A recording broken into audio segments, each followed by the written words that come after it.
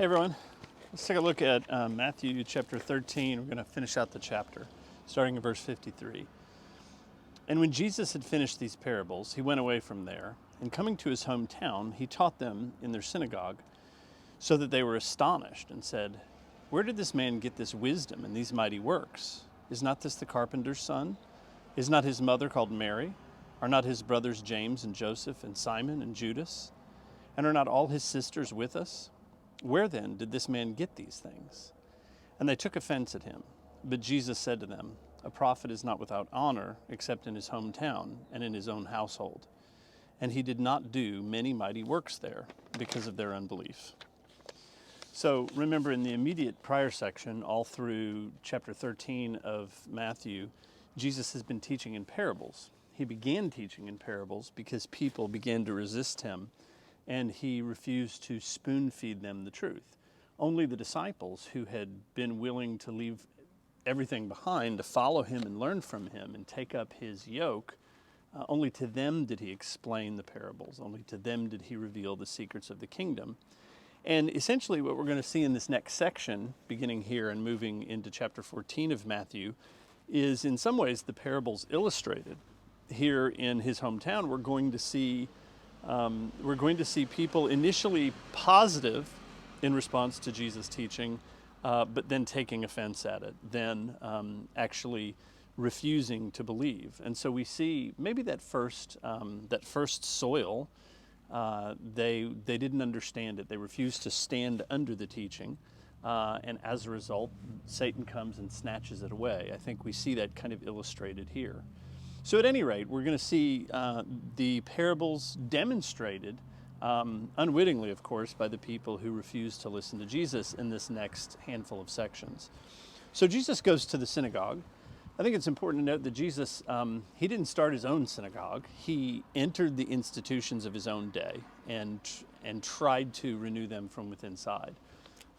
This is notable because Paul does exactly the same thing. When he travels, looks for synagogues and first preaches the message of Jesus there. And maybe one thing it tells us is that the gospel needs to be preached first and foremost in the church. That's where it needs to be preached with renewed vigor and renewed intensity. Of course, this is his hometown. And initially, much like in the parables of the sower, they're really excited. They're really impressed with what Jesus has to say and with the deeds that he's doing. But they refuse to look under the surface of what they're seeing and only see the surface. Jesus does not impress. He's familiar. He doesn't have an advanced religious degree. He's not from some great religious family. And so they're offended at him. The word here is scandalized, and it has a connotation of refusal. In other words, there's a hardened will in there. They refuse to believe him because he doesn't come on terms that flatter their sensibilities. Remember, Paul said that the gospel, it doesn't appeal to Greeks because they look for wisdom on their terms. It doesn't appeal to the Jews because they look for signs on their terms. And so the people in Jesus' hometown seize on these problems, seize on the overfamiliarity of Jesus, and that becomes their excuse, I think, for not following him. So again, Jesus doesn't come and pander to our sensibilities of what the Messiah ought to be or what God ought to be. And in some ways we can say that they're offended because he's too familiar, he's too human. He's too human and ordinary. We know him, he's our neighbor. I mean, how can he be the Messiah? How can he be divine? I think it's very important to note that in Christian teaching, Jesus is fully God and fully man, fully human. And he is not less divine for being fully human.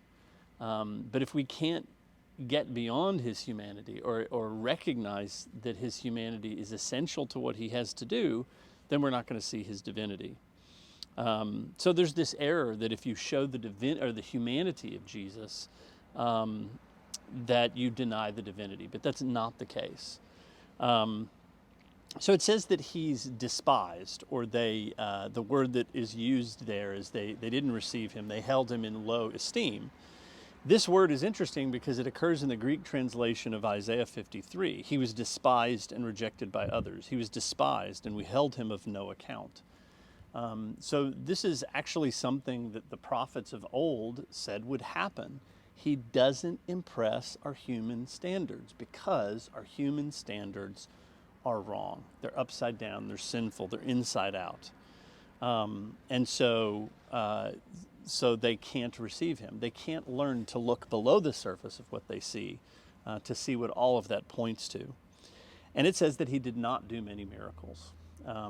Where faith is not present, not much happens. And I think it's worth asking if we are so familiar with Jesus that he can't do much in our midst. If we are so familiar with all the sort of familiar language and lingo and that he is not one living who stands in our midst and who continues to speak and who continues to act. If the gospel is true, that God raised Jesus from the dead, he's alive now and present to his people. So may we be spared the hardness of heart of the hometown crowd that used familiarity as an excuse to not let Jesus be who he is. And may he be in our midst one who is alive and active, whose word is powerful, and whose deeds reveal the Father. Amen.